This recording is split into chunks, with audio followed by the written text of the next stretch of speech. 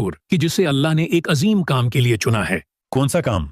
बस मैं अल्लाह के हुक्म से इतना जानता हूँ कि जब आपके बेटे शेष की नस्ल से आने वाले नबी नूह की कौम पर अजाब भेजा जाएगा तो उसकी इब्तदा इसी तंदूर से होगी।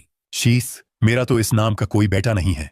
शेष यानी अल्लाह की तरफ से अता किया गया एक खूबसूरत तोहफा। मैं उन्हीं की आमद की खुशखबरी सुनाने आया हूँ। और यूं कुछ ही अरसे बाद शीस अलैहिस्सलाम पैदा हुए कि जिनका इस दुनिया में आना आदम अलैहिस्सलाम के जख्मों का मरहम बना।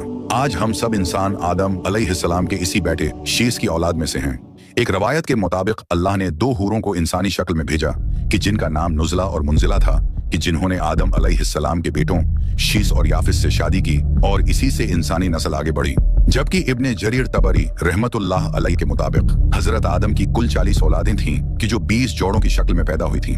इसराइली रवायात के मुताबिक सुबह पैदा होने वाली लड़की को शाम के वक्त पैदा होने वाले लड़के से शादी की इजाजत थी और इसी तरह उस जमाने की शरीयत में शाम को पैदा होने वाली लड़की के लिए सुबह पैदा होने वाला लड़का नामहरम हुआ करता था। इन रवायतों के मुताबिक काबिल और हाबिल के दरमियान पैदा होने वाला इख्तिलाफ भी इसी बात पर हुआ था कि काबिल हाबिल की होने वाली बीवी से अक्द करना चाहता था। बहरहाल वक्त गुजरता रहा। एक तरफ काबिल और उसकी औलाद कुफर और गफलत की जिंदगी गुजार रही थी और दूसरी तरफ शीस अलैहिस्सलाम की औलाद जो अपने वालिद के बताए हुए रास्ते पर चलते रहे।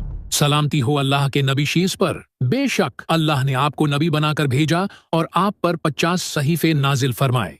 है बनी आदम, सच्चा मोमिन वो है जो अल्लाह को पहचानता हो, नेक और बद जानता हो, वालिदैन के हुकूक अदा करता हो और उनकी खिदमत करता हो, सिलाह रहमी करता हो, गुस्से पर काबू रखता हो, मुहताजों और मिस्कीनों के साथ हुस्न सलूक से पेश आता हो, गुनाहों से परहेज करता हो, मुसीबत के वक्त सब्र करता हो और अल्लाह की नियामतों पर उसका शुक्र अदा करता हो।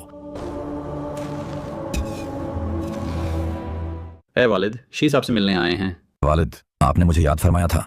हाँ बेटा शीस, मेरी बात गौर से सुनो कि अब शायद मेरे पास वक्त बहुत कम रह गया है। तुम मेरे मरने के बाद मुझे आर्जी तौर पर जबल कैस की गार में दफना देना, यहाँ तक कि जब वो तूफान आ पहुंचेगा तो अल्लाह मेरे इस ताबूत की हिफाजत फरमाएगा। अब इस दीन इस्लाम की तबलीग की जिम्मेदारी तुम्हारे कंधों पर है। शैतान से हरदम होशियार रहना और मेरी देगर औलादों को अल्लाह के अजाब से डराते रहना। ए ओज, तुम मेरी बहन अनक के बेटे हो और अल्लाह ने तुम्हें बाकियों की निस्बत ऊंचा कद अता किया है, सो तुम इस बात पर अल्लाह का शुक्र बजा लाओ और अपने नाना आदम के दीन पर लौट आओ।